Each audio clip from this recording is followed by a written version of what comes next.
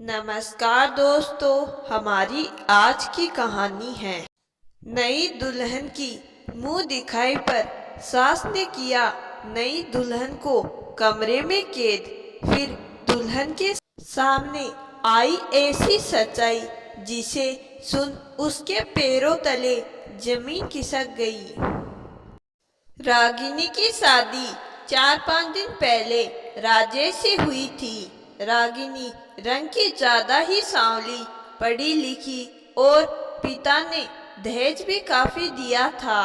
राजेश के परिवार वालों ने अमीर घराना देख रिश्ता मंजूर कर लिया था। राजेश सरकारी पद पर कार्य करता था और खूबसूरत भी था। घर परिवार संपन्न। शादी कर रागिनी ससुराल आई। सासू माँ ने आरती कर नई बहू का स्वागत किया। दूसरे दिन रागिनी की मुंह दिखाई थी। घर में भोजन आदि की व्यवस्था थी और रागिनी के मायके से बहुत सारे तोहफे और दहेज आया था। मेहमानों द्वारा तोहफे आ रहे थे और तोहफे जा रहे थे। घर मेहमानों से भरा था। दूल्हा दुल्हन की तरह घर सजा था। रागिनी का कमरा बाहर से बंद था। रागिनी सज संवर कर बैठी थी। कभी नयन तो कभी सास कमरे में आती, मुस्कुराकर बात कर लेती थी। अभी आती हूँ बेटा, मेहमानों को देखना है कहकर चली जाती।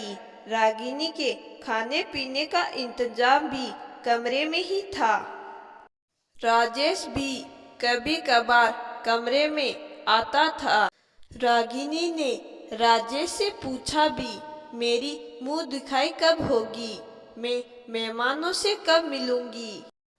राजेश ने कहा, ये तो माँ बताएगी, मुझे तो कुछ नहीं कहा। शाम से रात हो गई। खिड़की से पर्दा हटाकर देखा। रागिनी ने बाहर रोशनी से घर जगमगा रहा था। मेहमानों से आंगन भरा था।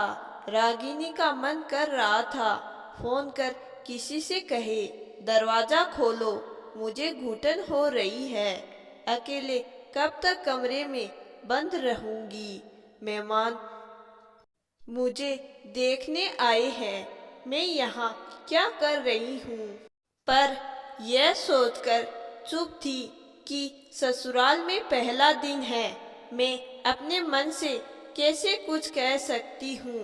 रात का खाना लेकर कंचन ननद आई। भाभी, यह लीजिए आपका खाना।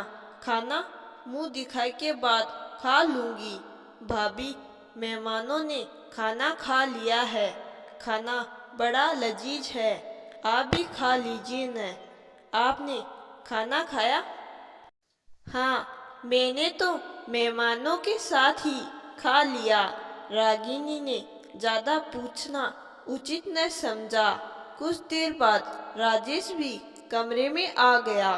कपड़े बदल लो, मुंह दिखाई मेहमान चले गए हैं, माँ ने कहा है।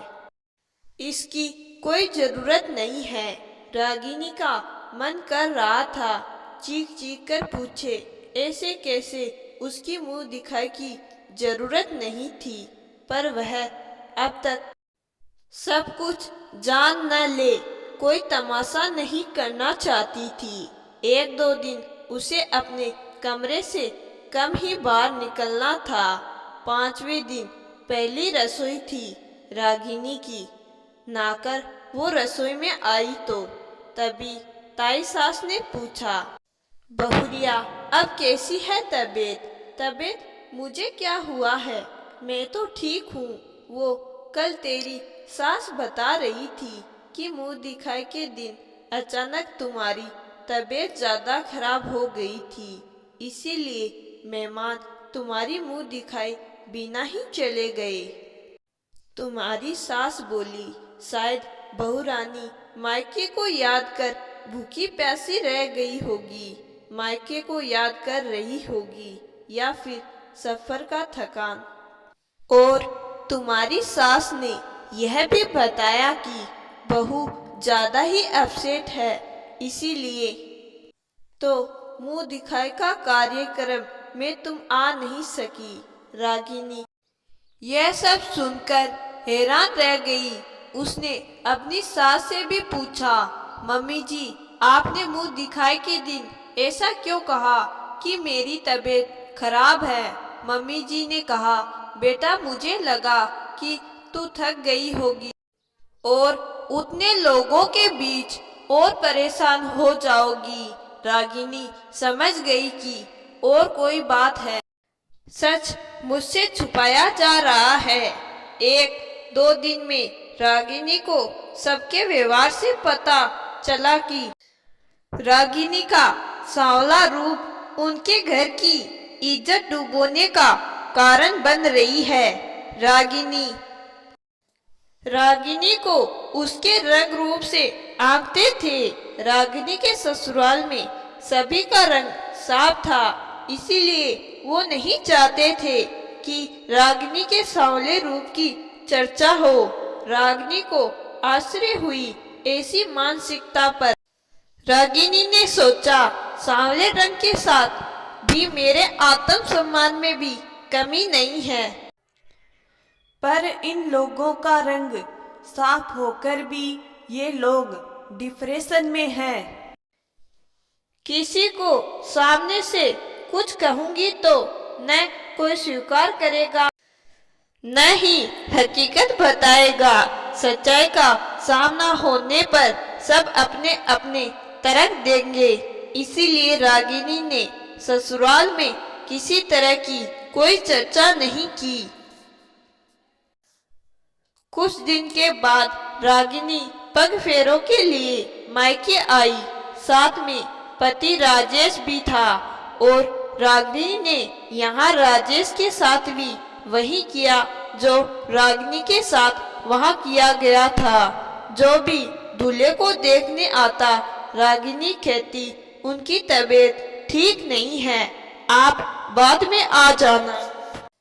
रागिनी रागिनी जोर की आवाज लगा रहा था राजेश। रागिनी आईने के सामने खुद को संवार रही थी। दरवाजा खोल पूछा, क्या बात है, क्यों चिल्ला रहे हो? मैं अपने ससुराल आया हूँ और तुमने मुझे कमरे में बंद कर दिया, ये क्या नियम है तुम्हारे मायके में? रागिनी ने मुस्कुराकर कहा, मेरे मायके का तो नहीं, आपके घर का रस्म दोहरा रही हूँ। मेरे घर का ये नियम कहाँ है कि दामाद को कमरे में कैद कर दे अकेले में? राजेश ने शायद किसी से कहते सुन लिया था। वो चिल्लाकर कहने लगा, दरवाजा खोलो। मुझे ऐसे क्यों बंद किया है? रागिनी ने कहा, आपके घर में मुझे भी उसी तरह से बंद किया गया था। गुस्से में राजेश ने कह ही दिया, मैं क्या तुम्हारी तरह सांवला हूँ जो मुझे छुपाकर रखने की जरूरत है? रागिनी ने मुस्कुराकर कहा, रंग आपका गहरा हो या न हो, पर मुझे अच्छा नहीं लगा, इसीलिए सबसे छुपाकर रखा है आपको। तुम्हें अच्छा न लगा मतलब कि आप लोगों को मेरा रंग पसंद न आया, बस इसी तरह आपका रंग कैसा भी हो मुझे नहीं पसंद। राजेश को रागिनी से ऐसी उम्मीद न थी। नेले पर धेला, अपनी बेइज्जती से राजेश परेशान हो गया।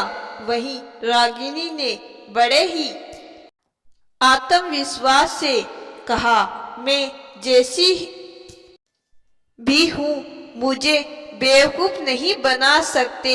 आपको और आपके परिवार वालों को मेरा रंग पसंद नहीं था तो शादी से पहले ही मना कर देना चाहिए था। यूं किसी का अपमान आपको सम्मान नहीं दिला सकता। राजेश को सच्चाई समझ आ गई थी।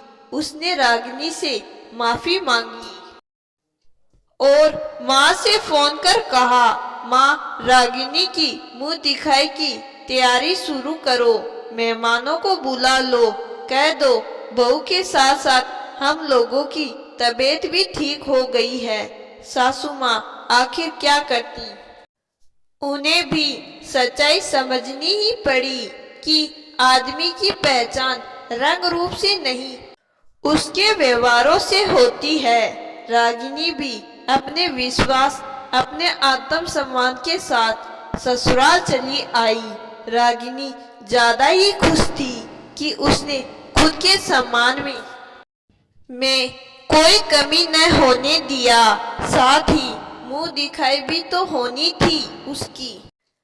तो दोस्तों, आज की कहानी आपको जरूर पसंद आई होगी। कहानी पसंद आई है तो कहानी को लाइक और चैनल को सब्सक्राइब जरूर करिएगा। धन्यवाद।